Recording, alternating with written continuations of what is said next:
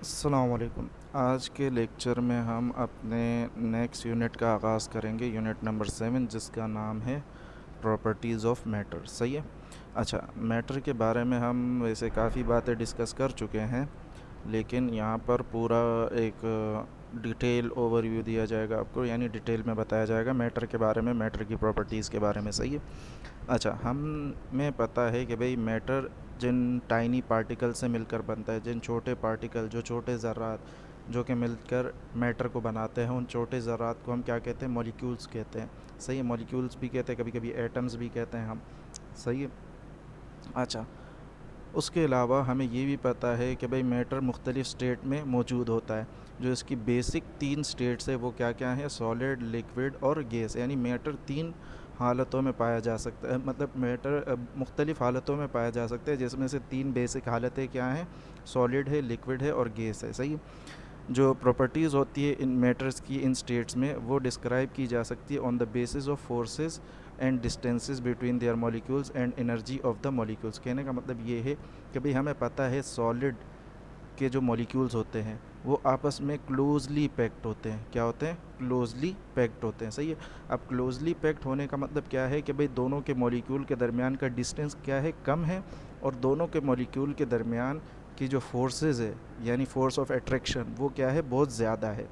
Clear है। इसी तरह से अगर लिक्विड को देखा जाए तो लिक्विड के मॉलिक्यूल थोड़े से दूर दूर होते हैं, तो हम कहेंगे कि भाई हाँ, यहाँ पर मॉलिक्यूल के दरमियान का डिस्टेंस थोड़ा सा बढ़ जाता है एज़ कम्पेयर टू सॉलिड्स, और जो मॉलिक्यूल के दरमियान का फोर्स ऑफ अट्रैक्शन होता है वो एज़ कम्पेयर टू सॉलिड कम हो जाता है। सही है। उसके अलावा अगर आप यहाँ पर गैसेस की बात करो तो गैसेस में मॉलिक्यूल्स बहुत दूर दूर होते हैं। सही है। तो मतलब मॉलिक्यूल के दरमियान का डिस्टेंस बढ़ गया। मॉलिक्यूल के दरमियान का डिस्टेंस को हम कहते हैं इंटर मॉलिक्यूलर डिस्टेंस। सही है। तो ये बहुत ज़्यादा होता है, और इंटर मॉलिक्यूलर एट्रैक्शन जो है, फोर्स ऑफ एट्रैक्शन, वो क्या हो जाती है? यहाँ पर मज़ीद डिक्रीज़ हो जाती है। उसके अलावा हमने ये देखा है कि भाई सॉलिड की एनर्जी सबसे कम होती है, लिक्विड की एनर्जी उससे ज़्यादा होती है, और गैस की एनर्जी उससे भी ज़्यादा होती है। इस बात को आप ऐसे समझ सकते हो कि भाई हमारे पास जो वाटर है, वाटर जब सॉलिड फॉर्म में होता है तो वो उसको हम क्या कहते हैं? आइस कहते हैं। क्या कहते हैं? आइस कहते हैं। अब किसी भी सॉलिड को लिक्विड में बदलने के लिए हमें क्या करना पड़ता है? हीट देनी पड़ती है। और हीट जो है वो एक टाइप ऑफ एनर्जी है। कहने का मतलब ये है कि भाई अगर आप सॉलिड प्लस एनर्जी करो, सॉलिड प्लस एनर्जी, तो ये क्या हो जाएगा? लिक्विड बन जाएगा। और लिक्विड को मज़ीद एनर्जी दो तो ये क्या बन जाएगा? आपका गैस बन जाएगा। मतलब सबसे हाईली एनर्जाइज स्टेट जो है हमारे पास वो कौन है? गैस है। तो आपको यहाँ पर यही बताया जा रहा है कि भाई जो इन स्टेट्स की जो ये प्रॉपर्टीज़ है ये बताई जाती है, डिस्क्राइब की जाती है किसकी बुनियाद पर? फोर्सेस की बुनियाद पर, डिस्टेंसेस की बुनियाद पर, और मॉलिक्यूल्स की एनर्जी की बुनियाद पर। सही है। उसके अलावा जो टेम्परेचर और pressure of a gas depends upon the motion of its molecule, यानी किसी गैस का प्रेशर क्या होगा या किसी गैस का टेम्परेचर क्या होगा, ये किस बात पर डिपेंड करता है? उसके मॉलिक्यूल्स के मोशन पर डिपेंड करता है। सही है। उसके अलावा अगर हम किसी फिक्स मास ऑफ गैस के वॉल्यूम में चेंज लाना चाहें एट कांस्टेंट टेम्परेचर पर, तो वो किस तरह से किया जा सकता है? वो इस तरह से किया जा सकता है कि उस गैस का प्रेशर चेंज कर दो। सही है। अगर गैस पर अप्लाई होने वाला प्रेशर, कहने का मतलब ये है कि भाई गैस पर जो भी प्रेशर है, गैस का जो भी प्रेशर है, वो इसका किससे ताल्लुक़ है? वॉल्यूम से ताल्लुक़ है, गैस के वॉल्यूम के साथ। कहने का मतलब ये है कि भाई अगर आप गैस का प्रेशर चेंज करते हो, गैस का प्रेशर चेंज करते हो, तो उससे क्या होगा? गैस का वॉल्यूम भी चेंज होगा। सही है। बशर्ते गैस का मास और गैस का टेम्परेचर ये दोनों क्या होने चाहिए? कांस्टेंट होने चाहिए। सही है। इस चीज़ को हम आगे डिटेल में डिस्कस करेंगे इस चैप्टर में। This fact is used in many fields of daily life, यानी इस फैक्ट को कि भाई प्रेशर की वजह से वॉल्यूम चेंज होता है, इसको डेली लाइफ में बहुत जगहों पर इस्तेमाल किया जाता है, जैसे कि सिरिंज में।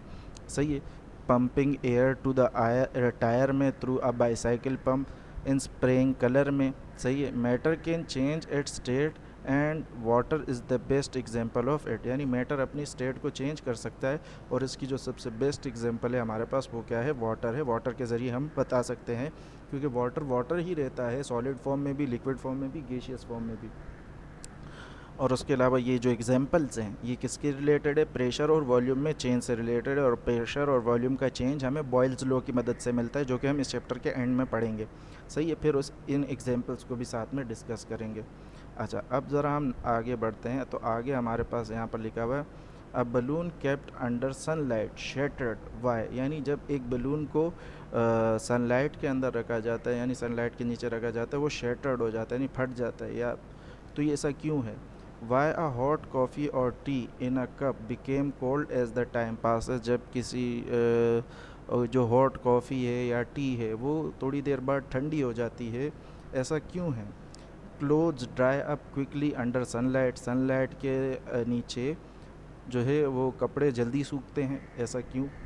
Honey is thicker than water, यानी जो शहद है वो पानी से क्या है, ज़्यादा गाढ़ा है, ज़्यादा मोटा है। सही है, तो ऐसा क्यों है, ज़्यादा थिकर है? Why do water and milk और other liquids boil at different temperature, हमारे पास जो वाटर है या मिल्क है या उसके अलावा और भी जितने लिक्विड हैं वो सारे के सारे अलग अलग टेम्परेचर पर बॉयल होते हैं, ऐसा क्यों है? यानी हर किसी का बॉयलिंग टेम्परेचर अलग अलग मिल रहा होता है। Why do water and milk take the shape of the container in which they are poured, यानी कहने का मतलब ये है कि भाई वाटर या फिर मिल्क ये जो है इनका शेप वही होता है जो कि कंटेनर का शेप होता है, किस कंटेनर का, जिस कंटेनर में इनको रखा गया होता है। सही है, तो ऐसा क्यों है? Have you ever think that when you sit at your chair और bed their forms compresses but their wooden frame do not, सही, क्या आपने कभी इस चीज़ के बारे में सोचा है कि भाई ये फॉर्म कंप्रेस हो जाता है जिस पर आप बैठते हो, दब जाता है, लेकिन जो लकड़ी है जिससे वो कुर्सी या बेड बना है वो नहीं दबता? तो कहने का मतलब ये है कि भाई ये सारे आपके ज़हन में सवालात के बारे में बताया जा रहा है, तो इस यूनिट को स्टडी करने के बाद आप इन सवालात के जवाबात देने के काबिल बन जाओगे। सही है। अच्छा, फिर उसके बाद सबसे पहला टॉपिक जो है हमारे पास वो क्या है, स्टेट्स ऑफ मैटर। तो हमारे पास यहाँ पर तकरीबन कितने स्टेट्स ऑफ मैटर है, 3 स्टेट्स ऑफ मैटर है, जिसमें से एक है सॉलिड, एक है लिक्विड और एक है gas. All the material objects around us belong to any one of this state, यानी जितने भी मटीरियल ऑब्जेक्ट है, जितने भी मटीरियलिस्टिक ऑब्जेक्ट्स हैं, वो सारे के सारे जो जितने भी हमारे इर्द गिर्द मटीरियलिस्टिक ऑब्जेक्ट है वो सारे के सारे इन्हीं में से एक स्टेट में होंगे, या तो सॉलिड में होगा, या तो लिक्विड में होगा, या तो गैस में होगा। जो वाटर है वो हमारे पास इन 3 स्टेट के सबसे बेस्ट एग्जांपल है। जैसे कि जो सॉलिड स्टेट ऑफ वाटर होता है इसको हम क्या कहते हैं, आइस कहते हैं। सही है, जो कि आपको इस फिगर में नज़र आ रहा होगा, कहाँ गया, ये रहा, ये स्टेट जो है ये वाटर की क्या कहलाती है, सॉलिड कहलाती है। सही है। उसके अलावा ice exist in many forms like ice cubes, snow, glaciers and icebergs. ये आपको बर्फ़ की मुख्तलिफ़ शक्लें बताई जा रही है कि भाई आइस क्यूब की फॉर्म में भी बर्फ़ होता है, ग्लेशियर्स की फॉर्म में भी होता है, आइसबर्ग्स की फॉर्म में भी होता है। आइसबर्ग्स कहते हैं बर्फ़ के चट्टानों को। सही है। अच्छा, स्नो की फॉर्म में भी होता है। सही है।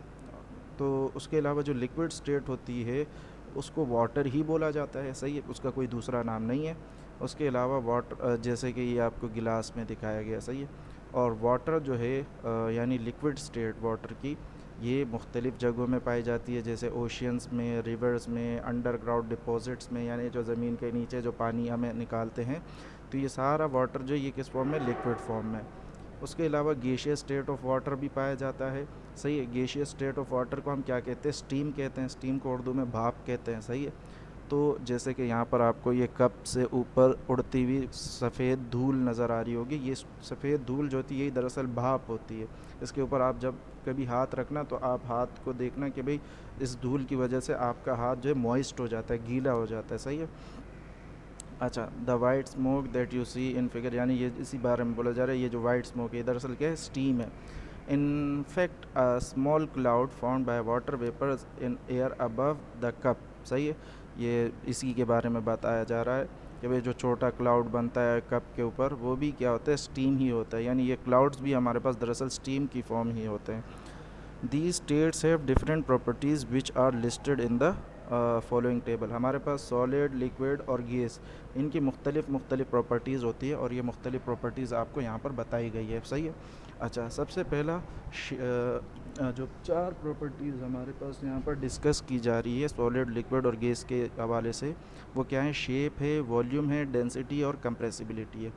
हमारे पास शेप जो होता है वो सॉलिड का फिक्स रहता है। सॉलिड का शेप हमेशा क्या होता है, फिक्स होता है, वो कभी भी चेंज नहीं होता। लिक्विड का फिक्स शेप नॉट फिक्स होता है और गैसियस का शेप भी फिक्स नहीं होता, सही है। उसके अलावा वॉल्यूम, वॉल्यूम का मतलब कि भाई कोई जगह घेरना। तो हमारे पास जो क्या नाम है, सॉलिड का जो वॉल्यूम होता है वो फिक्स होता है, लिक्विड का वॉल्यूम भी फिक्स्ड होता है। लिक्विड का वॉल्यूम भी क्या होता है, फिक्स्ड होता है, नॉट फिक्स नहीं यहाँ पर। लेकिन जो गैसेज हैं उनका वॉल्यूम फिक्स नहीं होता, सही है। गैसेस का वॉल्यूम वही होता है जो उसके कंटेनर का वॉल्यूम होता है, सही है। लेकिन जो लिक्विड का वॉल्यूम है वो सिर्फ कंटेनर पर डिपेंड नहीं करता। लेकिन कहने का मतलब ये है कि भाई यहाँ पर लिक्विड का जो वॉल्यूम होता है वो हमारे पास क्या होता है, फिक्स्ड होता है, लेकिन गैसेस का वॉल्यूम फिक्स नहीं होता। उसके अलावा डेंसिटी की बात की जाए तो डेंसिटी किसको कहते हैं, मास पर यूनिट वॉल्यूम के, सही है। कि भाई एक यूनिट वॉल्यूम में कितना मास मौजूद है। जैसे मिसाल के तौर पे मैं यहाँ पर यूनिट वॉल्यूम बना दूँ 3 यूनिट वॉल्यूम। यूनिट वॉल्यूम यानी एक वॉल्यूम, वो एक वॉल्यूम 1 मीटर क्यूब का भी हो सकता है, सही है। ये 3 मैंने यूनिट वॉल्यूम बना दिया। अब अगर सॉलिड है तो हमें पता है सॉलिड में पार्टिकल्स क्लोजली पैक्ड होते हैं, सही है। मतलब यहाँ पर इतने ही वॉल्यूम में बहुत ज़्यादा पार्टिकल होंगे अगर ये चीज़ सॉलिड है, और अगर ये चीज़ लिक्विड है तो इतने ही वॉल्यूम में थोड़े से कम पार्टिकल्स होंगे, सही। और अगर यही चीज़ गैस है तो और कम पार्टिकल्स होंगे। कहने का मतलब क्या है कि भाई जैसे जैसे मैं आगे बढ़ता जा रहा हूँ तो मास जो है, पार्टिकल्स कम होते जा रहे हैं, तो पार्टिकल्स कम होंगे तो मास भी क्या होगा, डिक्रीज़ होगा आगे जाते हुए। तो जब मास डिक्रीज़ होता है, सही है, अब वॉल्यूम मैंने फिक्स रखा हुआ है लेकिन मास क्या होता जा रहा है, डिक्रीज़ होता जा रहा है। अब डेंसिटी का जो मास के साथ रिलेशन होता है वो डायरेक्ट होता है। तो कहने का मतलब ये है कि जब मास ज़्यादा होगा सबसे तो डेंसिटी सबसे ज़्यादा होगी, जैसे जैसे मास कम होता जाएगा वैसे वैसे डेंसिटी भी कम होती जाएगी, सही है। तो मतलब क्या हुआ कि भाई सॉलिड की डेंसिटी सबसे हाई, लिक्विड की भी हाई होती है लेकिन बनिस्बत सॉलिड के थोड़ी सी कम होती है, और गैसेस की डेंसिटी सबसे लो होती है।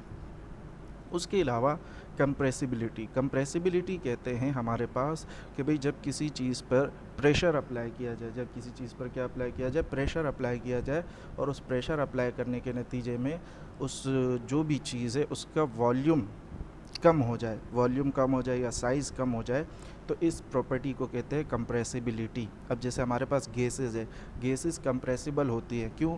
क्योंकि आपको यहाँ पर नज़र आ रहा होगा गैसेस के मॉलिक्यूल के दरमियान बहुत ज़्यादा गैप। जब गैसेस के मॉलिक्यूल के दरमियान बहुत ज़्यादा गैप है तो जब इस पर फोर्स लगाई जाएगी तो ये कंप्रेस होंगे। क्यों होंगे? क्योंकि ये जो डिस्टेंस है इसमें बहुत ज़्यादा है, सही है। तो जब इस पर प्रेशर अप्लाई किया जाएगा तो मॉलिक्यूल्स क्या करेंगे, करीब करीब आने की कोशिश करेंगे, और जब करीब करीब आएंगे तो क्या हो जाएंगे, कंप्रेस हो जाएंगे, साइज़ इसका क्या हो जाएगा, रिड्यूस हो जाएगा। तो गैसेस जो है ये हाईली कंप्रेसिबल होती हैं। लेकिन लिक्विड्स के दरमियान इतना गैप नहीं होता कि भाई इसको कंप्रेस किया जा सके, यानी प्रेशर अप्लाई करके इसका साइज़ रिड्यूस किया जा सके। हम इसको ऐसे कहते हैं कि भाई लिक्विड्स बहुत ही कम कंप्रेसिबल होते हैं, यानी बहुत कम कंप्रेशन शो करते हैं, यानी और उसके बाद जो है वो कंप्रेशन शो नहीं करते। क्यों? क्योंकि इनके दरमियान के मॉलिक्यूल का डिस्टेंस बहुत कम है, और जबकि सॉलिड के दरमियान तो सॉलिड के मॉलिक्यूल के दरमियान तो डिस्टेंस है ही नहीं, तो इसी वजह से सॉलिड्स क्या होते हैं, इनकम्प्रेसिबल होते हैं, सही है। लिक्विड्स भी इनकम्प्रेसिबल होते हैं, नियरली इनकम्प्रेसिबल, थोड़े बहुत कंप्रेसिबल होते हैं, और गैसेस जो है ये बिल्कुल कंप्रेसिबल होते हैं, यानी इनको कंप्रेस किया जा सकता है। उसके बाद आ जाते हैं हमारे पास कि भाई इन स्टेट्स को चेंज कैसे किया जा सकता है, यानी जैसे सॉलिड को लिक्विड में और लिक्विड को गैस में। ये अभी मैंने आपको बताया कि भाई जब इन तीनों स्टेट्स की आपस में इंटर कन्वर्जन होती है, तो ये जो इंटर कन्वर्जन होती है ये हमारे पास एनर्जी की वजह से होती है। जब हम सॉलिड को एनर्जी देते हैं तो वो किस में कन्वर्ट हो जाता है, लिक्विड में कन्वर्ट हो जाता है, और लिक्विड को एनर्जी देते हैं तो ये किस में कन्वर्ट हो जाएगा, गैस में कन्वर्ट हो जाएगा। लेकिन अगर मैं इस प्रोसेस का उल्टा चाहूँ, गैस को लिक्विड में कन्वर्ट करना चाहूँ, तो मैं क्या करूँगा, इससे एनर्जी लूँगा। गैसेस से जब एनर्जी माइनस की जाएगी तो वो किस में कन्वर्ट होगा, लिक्विड में, और जब लिक्विड में से एनर्जी माइनस की जाएगी तो ये किस में कन्वर्ट होगा, सॉलिड में। क्लियर है? अच्छा, तो एडिशन और removal of certain amount of energy can change the state of matter. यही बात बताई जा रही है जो मैंने अभी आपको बताई कि भाई हम अगर कुछ अमाउंट ऑफ एनर्जी ऐड या रिमूव करें तो उससे मैटर की स्टेट को चेंज किया जा सकता है, सही। जैसे अच्छा, ये कुछ टर्म्स है हमारे पास जो कि इन चेंजेस के लिए इस्तेमाल की जाती हैं, इन मैटर की चेंजेस के लिए, कि जैसे सबसे पहले हमारे पास मेल्टिंग है। मेल्टिंग क्या है? जब हम सॉलिड को लिक्विड में कन्वर्ट करते हैं। जब किसी चीज़, कोई सॉलिड हो, उसको जब लिक्विड में कन्वर्ट किया जाए तो इस प्रोसेस को क्या कहा जाता है? हमारे पास मेल्टिंग कहा जाता है। इसी तरह से लिक्विड का गैस में कन्वर्ट होना, ये क्या कहलाता है? बॉइलिंग कहलाता है। सही है। कहने का मतलब ये कि भाई सॉलिड का लिक्विड में कन्वर्ट होना मेल्टिंग, और जो लिक्विड का गैस में कन्वर्ट होना ये क्या है? बॉइलिंग। इसी तरह से फिर वापस आ जाओ, गैस का लिक्विड में कन्वर्ट होना ये कहलाता है कंडेंसिंग। क्या कहलाता है? कंडेंसिंग। और लिक्विड का वापस सॉलिड में कन्वर्ट होना ये कहलाता है हमारे पास फ्रीजिंग। क्लियर है? अच्छा, उसके बाद एक और टर्म है एवापोरेशन। एवापोरेशन भी दरअसल बॉइलिंग ही है, एक हिसाब से आप इसको कह सकते हो। एवापोरेशन, जैसे बॉइलिंग में कोई चीज़ लिक्विड से गैस में कन्वर्ट होती है, इसी तरह से एवापोरेशन में भी कोई चीज़ लिक्विड से गैस में ही कन्वर्ट होती है। लेकिन बॉइलिंग और एवापोरेशन में फिर भी डिफरेंस है। बॉइलिंग और एवापोरेशन में काम तो एक ही हो रहा है। काम क्या हो रहा है इन दोनों में? लिक्विड से गैस में कन्वर्जन हो रही है। लेकिन फिर भी बॉइलिंग और एवापोरेशन दोनों अलग अलग है। अब अलग अलग कैसे है? वो अलग अलग इस तरह से है कि भाई कोई चीज़ बॉयल तब होती है जब उसका बॉइलिंग टेम्परेचर आ जाता है। सही है। बॉइलिंग हमेशा एक फ़िक्स टेम्परेचर पर होती है। बॉइलिंग एक फ़िक्स टेम्परेचर पर होती है, एक कांस्टेंट टेम्परेचर पर होती है। सही। लेकिन हमारे पास एवापोरेशन किसी भी टेम्परेचर पर हो सकता है। एवापोरेशन के लिए फ़िक्स टेम्परेचर की ज़रूरत नहीं होती। एवापोरेशन किसी भी टेम्परेचर पर होता है। लेकिन जो बॉइलिंग है ये किस पे होती है? ये सिर्फ फ़िक्स टेम्परेचर पर होता है। जैसे हमारे पास वाटर है, वाटर को अगर आप बॉयल करना चाहो, वाटर को अगर आप बॉयल करना चाहो तो आप क्या करोगे? उसको चूल्हे पर रखोगे। चूल्हे पर रखने के बाद जब वाटर का टेम्परेचर 100 डिग्री सी हो जाएगा तो वाटर क्या करना शुरू कर देगा? बॉयल करना शुरू कर देगा। सही है। लेकिन अगर आप वाटर को एवापोरेट करना चाहो, वाटर को क्या करना चाहो? एवापोरेट करना चाहो, तो उसको क्या कर दो कि भाई कहीं पर भी रख दो, थोड़ी देर बाद आओ तो उसमें से कुछ ना कुछ पानी का अमाउंट कम हो चुका होगा। सही है। अब होता क्या है कि भाई जो एवापोरेशन है ये थोड़ा सा स्लो प्रोसेस भी कहलाया जाता है। कहने का मतलब ये है कि भाई बॉइलिंग के नतीजे में, बॉइलिंग के मुकाबले में एवापोरेशन जो है ये थोड़ा सा क्या होता है? स्लो होता है। सही है। यहाँ पर आपके पास लिखा हुआ भी है कि भाई evaporation is a process by which a liquid becomes a gas at temperature below it's boiling point. ये भी सबसे इम्पोर्टेंट पॉइंट है कि भाई हमारे पास जैसे वाटर का बॉइलिंग पॉइंट 100 डिग्री सी है। वाटर का बॉइलिंग पॉइंट क्या है? 100 डिग्री सी। मतलब वाटर को अगर आपने लिक्विड से गैस में कन्वर्ट करना है, वाटर को आपने लिक्विड से गैस में कन्वर्ट करना है तो आपको 100 डिग्री सी का टेम्परेचर देना पड़ेगा।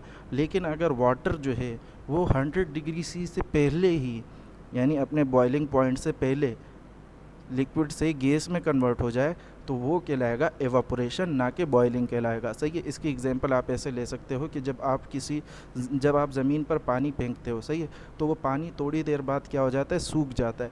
सूखता है इस वजह से है, जैसे आप फर्श के ऊपर पानी डाल दो तो वो पानी थोड़ी देर बाद क्या हो जाएगा? सूख जाएगा। वो सूखता है इस वजह से है कि भाई वो क्या हो जाता है? एवापोरेट हो जाता है। एवापोरेट होने का मतलब ये है कि भाई अभी तक उसका जो बॉइलिंग पॉइंट है वो अचीव नहीं हुआ। यानी ज़मीन पर पानी फेंकने के बाद आप ये थोड़ी करते हो कि भाई उसका टेम्परेचर 100 डिग्री सी तक पहुंच जाएगा। सही है। उसका टेम्परेचर तो क्या रहता है? कम ही रहता है। लेकिन फिर भी क्या हो जाता है? वो कन्वर्ट हो जाता है किस में?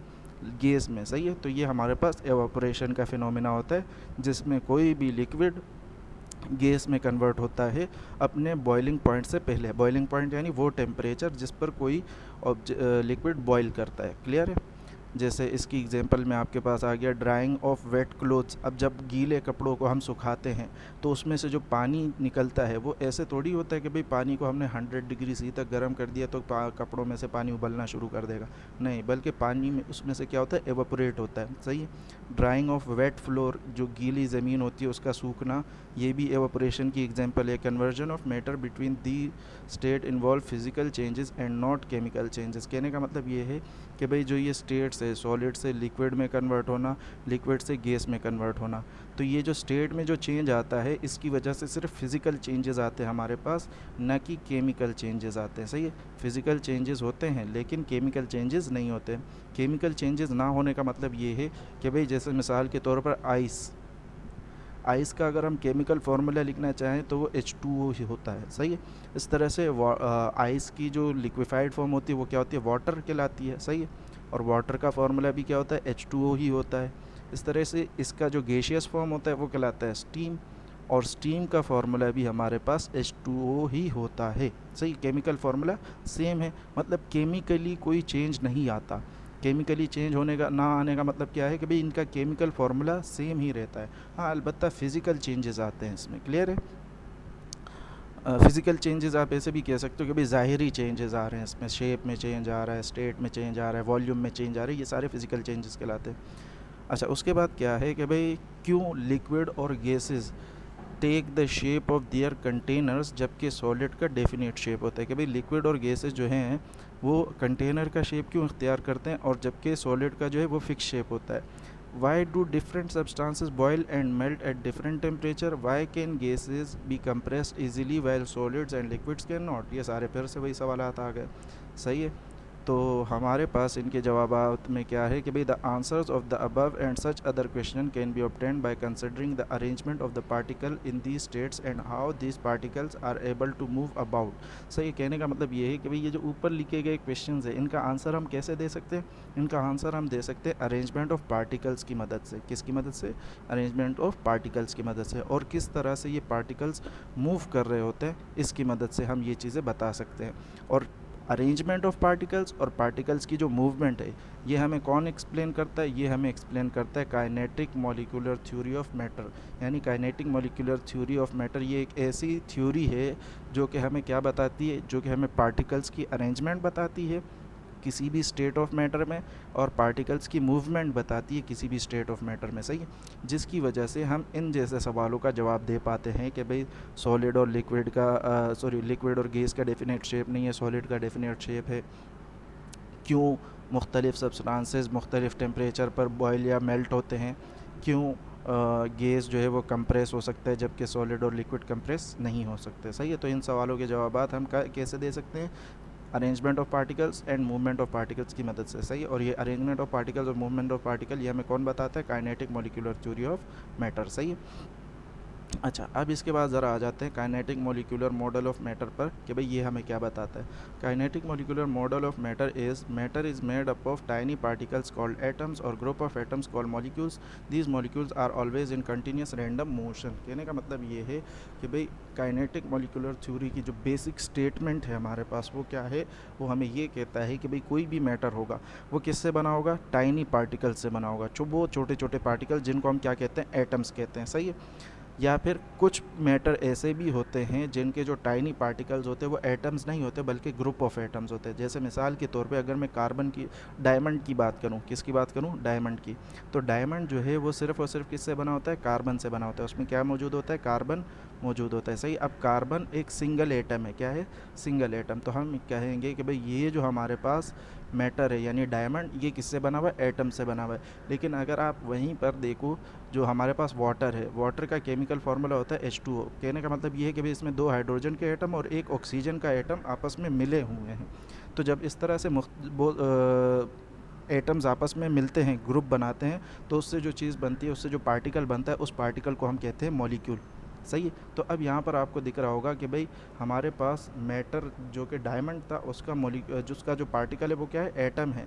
लेकिन जो वाटर मैटर है यानी जो एक मैटर है वाटर, जिसका पार्टिकल हमें क्या दिख रहा है, वो पार्टिकल हमें ग्रुप ऑफ एटम्स दिख रहा है, ना कि सिर्फ एक सिंगल एटम है। तो इसी वजह से उसके पार्टिकल को हम क्या कह देते हैं, मॉलिक्यूल्स कह देते हैं।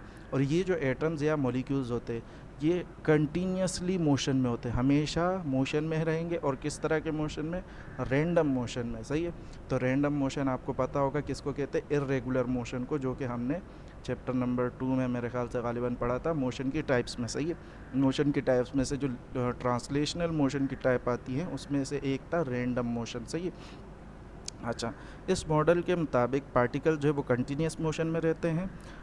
इसी वजह से alternative name for this model is called particle model of matter. कहने का मतलब ये है कि भाई इस मॉडल का एक और नाम क्या है, पार्टिकल मॉडल ऑफ मैटर। सही है, कि भाई मैटर का पार्टिकल किस तरह से बिहेव करते हैं उसके बारे में बताता है।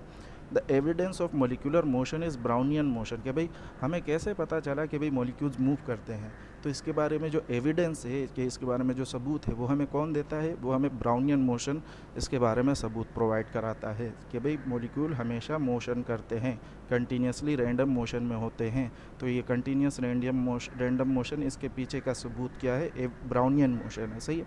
अच्छा, अब ज़रा ये ब्राउनियन मोशन को देख लेते हैं कि भाई ब्राउनियन मोशन है क्या। नाम जो है इसको साइंटिस्ट की वजह से दिया गया है। हमारे पास ये कहा जा रहा है कि भाई जो evidence of molecular motion first discovered by botanist किसको कहते हैं, जो प्लांट्स पर स्टडी करते हैं, और उसका नाम क्या है, रॉबर्ट ब्राउन इन 1827। कि भाई हमें इसका एविडेंस, पहला एविडेंस कहाँ से मिला, ब्राउनियन मोशन से मिला। किसका, मॉलिक्यूलर मोशन का। सही, कि भाई मॉलिक्यूल्स मोशन करते हैं। उसने क्या ऑब्ज़र्व किया, उसने ऑब्ज़र्व किया कि भाई जो पोलन ग्रेन्स होते हैं, पोलन ग्रेन्स छोटे छोटे ज़र्रे होते हैं, पार्टिकल्स होते हैं, प्लांट के अंदर मौजूद होते हैं, प्लांट का मेल पार्ट होता है। तो पोलन ग्रेन्स जो होते हैं वो जब उसको सस्पेंड किया जाए, अच्छा, उसने क्या ऑब्ज़र्व किया कि भाई ये जो पोलन ग्रेन है ये इरेगुलर मोशन परफॉर्म करते हैं। कब, जब इसको वाटर में डाला जाता है, वाटर में सस्पेंड किया जाता है। सही है। And deduce that the water molecules were in constant random motion. सही है। और इससे उसने क्या डिड्यूस किया, क्या नतीजा निकाला, ये नतीजा निकाला कि भाई वाटर मॉलिक्यूल्स क्या हैं, एक कांस्टेंट रैंडम मोशन में है। कांस्टेंट रैंडम मोशन मतलब मुसलसल रैंडमली मूव कर रहे हैं। सही है। अच्छा, हुआ क्या कि भाई इसने लिया पानी लिया, और पानी के अंदर इसने क्या किया, पोलन ग्रेन्स डाले। पोलन ग्रेन्स डालने के बाद, पोलन ग्रेन्स छोटे छोटे दाने से होते हैं। सही है। इस तरह से इसने पानी लिया, पानी के अंदर इसने छोटे छोटे पोलन ग्रेन सस्पेंड कर दिए। सस्पेंड करने का मतलब होता है कि भाई डालना। सही है। डालने के बाद उसने इसको मिक्स नहीं किया, सॉल्यूशन नहीं बनाया, बस इसमें इस तरह से पड़े हुए थे। सही है। अगर कोई पार्टिकल डिज़ोल्व हो जाए पानी में तो फिर वो सस्पेंड नहीं कहलाता। तो मतलब क्या है कि भाई पोलन ग्रेन्स जो है यहाँ पर पानी में डिज़ोल्व नहीं किए गए, तो इसी वजह से इसको क्या कह रहे हैं कि भाई ये सस्पेंड हुए हैं। सही है। तो जब उसने देखा कि भाई पोलन ग्रेन्स जब पानी में डाले गए तो ये पोलन ग्रेन्स इरेगुलरली आगे पीछे मूव कर रहे थे। सही है। हालांकि पानी अपनी जगह खड़ा हुआ था, पानी को मूव नहीं कराया गया, लेकिन फिर भी पोलन ग्रेन्स जो है वो क्या कर रहे थे, बार बार मूव कर रहे थे। तो इसने क्या नतीजा निकाला कि भाई ये दरअसल वाटर के जो मॉलिक्यूल्स हैं ये बार बार मूव कर रहे हैं, तो इसी वजह से पोलन ग्रेन्स भी साथ साथ क्या कर रहे हैं, मूव कर रहे हैं। सही है। हालांकि पोलन ग्रेन्स को क्या होना चाहिए था, रेस्ट में होना चाहिए था। और ये पोलन ग्रेन्स इतने छोटे होते हैं, मॉलिक्यूलर साइज़ के कंपेरेबल कह सकते हो आप, इसी वजह से मॉलिक्यूल इनको मूव करा पाता है। सही है। अच्छा, और इस तरह के मोशन को, इस इरेगुलर मोशन को फिर क्या नाम दिया गया, वाटर के मॉलिक्यूल्स के इस इरेगुलर मोशन को नाम दिया गया Brownian motion, after the scientist. सही है। अच्छा, काइनेटिक मॉलिक्यूलर थ्योरी एक्सप्लेन करता है फिज़िकल प्रॉपर्टीज़ किसकी, सॉलिड्स की, लिक्विड्स की और गैसेस की। कैसे, by considering position and motion of molecule, के भाई मॉलिक्यूल की पोजीशन क्या है और मॉलिक्यूल मूव कैसे कर रहा है, तो इसको देखकर हम कुछ फिज़िकल प्रॉपर्टीज़ बता पाते हैं सॉलिड की, लिक्विड की और गैसेस की। सही है। सबसे पहले हम सॉलिड का डिस्कस करेंगे कि भाई पार्टिकल्स जो कि सॉलिड के हैं उसके क्या क्या फ़ीचर्स हैं। सबसे पहली बात, यहाँ पर आपको सॉलिड बनाकर भी दिखाया हुआ है कि भाई जो मॉलिक्यूल्स होते हैं वो क्लोजली पैक्ड होते हैं। सही है। सॉलिड के जो मॉलिक्यूल होते हैं वो क्या होते हैं, क्लोजली पैक्ड होते हैं। अब जब क्लोजली पैक्ड होते हैं तो इस वजह से क्या करेंगे कि भाई मिनिमम स्पेस घेर पाएंगे, यानी कम जगह घेरेंगे। जब पैकिंग क्लोज होगी तो जगह कम घेरेंगे, और जब पैकिंग क्लोज नहीं होगी तो जगह ज़्यादा घेरेगा। तो इसी वजह से सॉलिड का वॉल्यूम कम होता है। किस वजह से कम होता है, क्योंकि उसमें मॉलिक्यूल्स की पैकिंग क्लोज होती है। उसके अलावा मॉलिक्यूल्स अरेंज होते हैं इन अ रेगुलर पैटर्न। सही है। एक रेगुलर पैटर्न होता है, एक पैटर्न में अरेंज्ड होते हैं ये मॉलिक्यूल्स, और इस पैटर्न को क्या कहा जाता है, लैटिस कहा जाता है। इस पैटर्न को क्या कहा जाता है, लैटिस कहा जाता है। लैटिस का मतलब क्या है कि भाई इनका स्ट्रक्चर ऑफ अरेंजमेंट के बारे में बताया जा रहा है। सही है। रेगुलर अरेंजमेंट का मतलब ये होता है कि भाई अगर आप एक लेयर आपके सामने पड़ी हुई हो, सही है, तो उसके ऊपर दूसरी लेयर को किस तरह से रखना है, तो ये तभी मुमकिन है कि भाई अगर नीचे रेगुलर अरेंजमेंट हो। सही, अगर रेगुलर अरेंजमेंट हो तो आप एक लेयर को देखकर उसके ऊपर दूसरी लेयर की अरेंजमेंट कर सकते हो, लेकिन अगर रेगुलर अरेंजमेंट नहीं होती तो आप अपनी तरफ से, मतलब आप उसकी अरेंजमेंट से दूसरी लेयर की अरेंजमेंट का अंदाज़ा नहीं लगा पाते। क्लियर है। और इस अरेंजमेंट को क्या कहते हैं, लेटिस कहते हैं। अच्छा, there is a large number, हमारे पास पर यूनिट वॉल्यूम में, यानी एक वॉल्यूम में सॉलिड में बहुत सारे पार्टिकल्स होते हैं। ये बात अभी हमने ऊपर भी डिस्कस की थी कि अगर यूनिट वॉल्यूम लिया जाए तो सॉलिड में बहुत ज़्यादा पार्टिकल्स होंगे। इसी वजह से सॉलिड की डेंसिटी क्या होती है, बहुत ज़्यादा होती है। पार्टिकल ज़्यादा, मास ज़्यादा, मास ज़्यादा तो डेंसिटी ज़्यादा। क्लियर है। अच्छा, उसके बाद आ जाते हैं the movement of particles in solids having following feature. ये तो आपको पोजीशन के बारे में बता दिया गया, सही है। पोजीशन ऑफ मॉलिक्यूल्स के बारे में बता दिया गया। पार्टिकल्स यानी पार्टिकल्स की पोजीशन सॉलिड में किस तरह की होती है ये बताया गया। अब पार्टिकल्स की मूवमेंट जो होगी सॉलिड में वो किस तरह की होगी वो आपको बताया जा रहा है। चूँकि हमारे पास दो पार्टिकल्स के दरमियान क्या होता है, फोर्स ऑफ अट्रैक्शन होता है। जब भी दो पार्टिकल्स मतलब दो बॉडीज़ जो है वो आपस में एक दूसरे को क्या करेंगी, अट्रैक्ट करेंगी। तो इस तरह से दो पार्टिकल्स भी आपस में एक दूसरे को अट्रैक्ट करते हैं। और ये जो फोर्स ऑफ अट्रैक्शन होता है किसी भी दो पार्टिकल के दरमियान, ये सबसे ज़्यादा स्ट्रॉन्ग होता है कब, जब आपके पास स्टेट ऑफ मैटर सॉलिड हो, सही है। तो सॉलिड में फोर्स ऑफ अट्रैक्शन किसी भी दो पार्टिकल के दरमियान बहुत ज़्यादा स्ट्रॉन्ग होती है।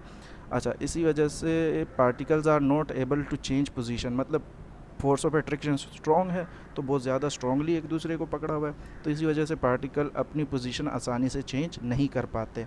उसके अलावा ये पार्टिकल्स अगर मूव भी कर रहे हैं ना, हम तो पहले तो ये कहते हैं कि अभी पार्टिकल मूव ही नहीं कर सकते। मूव क्यों नहीं कर सकते, क्योंकि आसपास जगह भी नहीं है, और दूसरा कि भाई आसपास के पार्टिकल्स ने उसको बहुत अच्छे तरह से घेर के रखा हुआ है। यानी कहने का मकसद ये, इस पार्टिकल को अगर आप कंसिडर करो तो इसको ये भी अट्रैक्ट कर रहा है, ये भी अट्रैक्ट कर रहा है बहुत स्ट्रांगली, सही है। और इसके पास स्पेस भी नहीं है कि भाई ये मूव कर सके। तो इसी वजह से हम कहते हैं कि भाई सॉलिड में अगर कोई मूवमेंट पॉसिबल है तो वो सिर्फ कौन सी मूवमेंट पॉसिबल है, वाइब्रेटरी मूवमेंट पॉसिबल है, वाइब्रेशन पॉसिबल है। वाइब्रेशन में क्या होता है कि भाई एक फ़िक्स पोजीशन पर ही मॉलिक्यूल आगे पीछे, यानी उस पोजीशन से हटता नहीं है, उस पोजीशन को छोड़ता नहीं है, बस उस पोजीशन के गिर्द आगे पीछे मूव करता रहता है। तो सॉलिड में अगर कोई मूवमेंट पॉसिबल है तो वो वाइब्रेटरी मोशन पॉसिबल है। इसी वजह से हम कहते हैं कि भाई इंटायरली यानी पूरे तरह से अगर देखा जाए तो ये पार्टिकल्स आपस स्टेशनरी दिखते हैं, स्टेशनरी यानी रेस्ट में होते हैं, सही है। दिस एक्सप्लेन्स वाई सॉलिड है फिक्स शेप एंड वॉल्यूम। इसी से हमें पता चलता है कि भाई सॉलिड का शेप फिक्स और वॉल्यूम फिक्स क्यों होता है। वजह क्या है कि भाई पार्टिकल्स अपनी जगह से दूसरी जगह जा ही नहीं पा रहे। जब जा नहीं पा रहे तो फिक्स भी शेप भी फिक्स रहेगा और वॉल्यूम भी फिक्स रहेगा, सही है। अच्छा, उसके बाद द पार्टिकल्स इन लिक्विड्स है फॉलोइंग फ़ीचर। अब लिक्विड के पार्टिकल्स के फ़ीचर्स देखने हमने। सबसे पहले पोजीशन के बारे में बताया जाएगा। The molecules are slightly further नहीं है, ये फार्दर है, सही है। फार्दर का मतलब थोड़ा सा दूर होते हैं एज़ कम्पेयर टू सॉलिड, सही है। इन मॉलिक्यूल ये जो मॉलिक्यूल होते हैं ये किसकी फॉर्म में होते हैं, क्लस्टर्स की फॉर्म में होते हैं, सही है।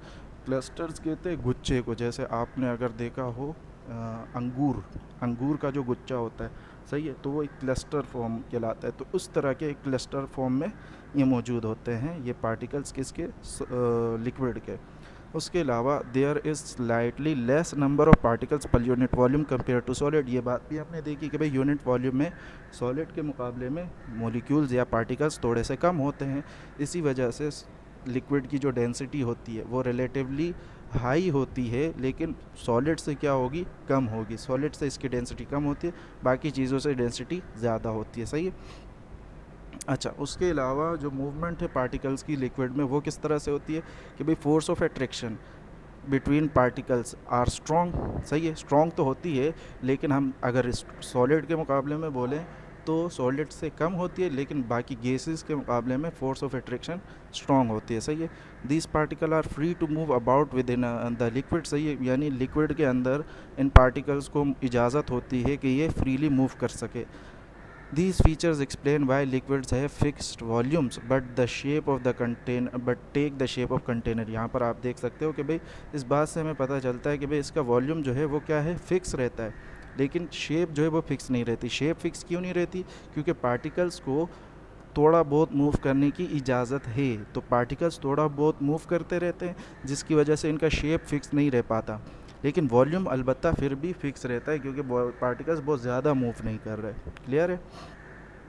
अच्छा, उसके अलावा पार्टिकल्स ऑफ गैसेस पे आ जाओ। पार्टिकल्स ऑफ गैसेस के बारे में क्या बताया जा रहा है कि भाई गैस के पार्टिकल्स का क्या क्या फ़ीचर्स हैं।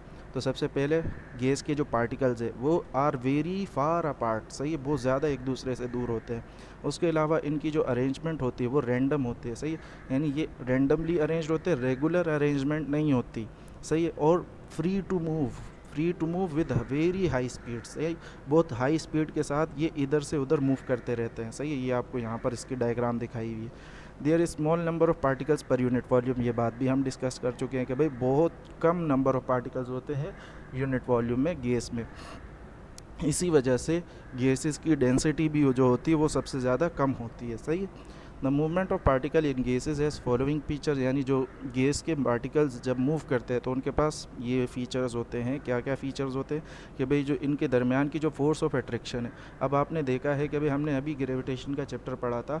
ग्रेविटेशन के चैप्टर से हमने ये सीखा था कि भाई जब दो चीज़ों के दरमियान डिस्टेंस इंक्रीज़ होता है तो फोर्स ऑफ अट्रैक्शन डिक्रीज़ होती है। तो यहाँ पर गैसेस में बहुत ज़्यादा दूर दूर हैं पार्टिकल्स, तो इनके दरमियान की अट्रैक्शन क्या होगी, बहुत कम होगी। तो इस वजह से यहाँ पर लिखा है कि भाई force of attraction between particles are negligible, सही है। The particles are able to move freely in random direction at very high speed, यानी पार्टिकल्स को इजाज़त होती है कि भाई वो किसी भी डायरेक्शन में मूव कर सकते हैं और बहुत हाई स्पीड के साथ मूव करते हैं। और ये जो पार्टिकल्स है ये ऑक्यूपाई करते हैं कोई भी अवेलेबल स्पेस, यानी जो भी स्पेस इनको अवेलेबल होगी, जो भी स्पेस इनको दिखेगी, ये पार्टिकल्स वहाँ चले जाएंगे, यानी वो स्पेस को क्या कर लेंगे, ऑक्यूपाई कर लेंगे। इसी वजह से इनका ना ही शेप फिक्स रहता है, ना ही इनका वॉल्यूम फिक्स रहता है। क्लियर है? अच्छा भाई, इसके बाद ये कुछ एक आध क्वेश्चन है सेल्फ असेसमेंट के, इनको देख लेते हैं। सबसे पहले हमें क्या कहा जा रहा है कि भाई explain why the measurement of a volume of a given liquid remains same also it is measured by measuring cylinders of different shapes and sizes. कहने का मतलब ये है कि भाई लिक्विड का वॉल्यूम सेम क्यों रहता है जबकि इस लिक्विड के वॉल्यूम को मेजर करने के लिए हमें डिफरेंट शेप और डिफरेंट साइजेस के सिलेंडर इस्तेमाल करने पड़ते हैं। तो जवाब वही है कि भाई लिक्विड के मॉलिक्यूल बहुत लिटिल मूवमेंट करते हैं, यानी लिक्विड के मॉलिक्यूल में बहुत कम स्पेस होता है जिसकी वजह से वो बहुत कम मूव कर पाते हैं, सही है। और वो बहुत कम मूवमेंट की वजह से इनका जो वॉल्यूम है वो क्या रहता है, हमेशा सेम ही रहता है, वॉल्यूम इनका चेंज नहीं होता। उसके अलावा what is the difference between evaporation and boiling, हमने अभी देखा कि भाई एवापोरेशन और बॉइलिंग के दरमियान क्या डिफरेंस है कि भाई बॉइलिंग जो है वो लिक्विड से गैस में कन्वर्ट होना है और एवापोरेशन भी लिक्विड से गैस में ही कन्वर्ट होना है। एवापोरेशन में भी लिक्विड से गैस में ही कन्वर्ट होते हैं, लेकिन फ़र्क क्या है, बॉइलिंग में कोई लिक्विड अपने बॉइलिंग पॉइंट पर लिक्विड से गैस में कन्वर्ट होता है, यानी बॉइलिंग टेम्परेचर पर लिक्विड से गैस में कन्वर्ट होता है, जैसे वाटर के लिए 100 डिग्री सी। लेकिन एवापोरेशन में बॉइलिंग पॉइंट से कम टेम्परेचर पर सब्सटेंसेस लिक्विड से गैस में कन्वर्ट होते हैं। जैसे कि हमारे पास वाटर की एग्जांपल ले लो, जैसे कि कपड़ों का सुखाना, कपड़ों में से पानी क्या हो जाता है, एवापोरेट हो जाता है। लेकिन क्या कपड़ों को हम 100 डिग्री सी तक गर्म करते हैं इस वजह से एवापोरेट होता है? नहीं। इसका मतलब क्या हुआ कि भाई बॉइलिंग पॉइंट से पहले ही पानी क्या हो गया, लिक्विड से गैसियस स्टेट में कन्वर्ट हो गया। तो बॉइलिंग पॉइंट से पहले अगर कोई चीज़ लिक्विड से गैस में कन्वर्ट होता है तो ऐसे प्रोसेस को हम बॉइलिंग नहीं बल्कि क्या कहते हैं, एवापोरेशन कहते हैं। उसके अलावा क्या कहा जा रहा है, तीसरा क्वेश्चन है कि भाई what is the difference between 3 states of matter in terms of spacing between the molecules, कि भाई तीनों स्टेट के दरमियान डिफरेंस बताओ इन टर्म्स ऑफ स्पेसिंग के हवाले से, सही है। तो आपको पता है सॉलिड के दरमियान बिल्कुल नेग्लिजिबल स्पेस होता है, लिक्विड के मॉलिक्यूल के दरमियान लिटिल स्पेस होता है, और जो गैसेस के मॉलिक्यूल होते हैं वो बहुत ही दूर दूर होते हैं एक दूसरे से, यानी are farther apart, very far apart from one another.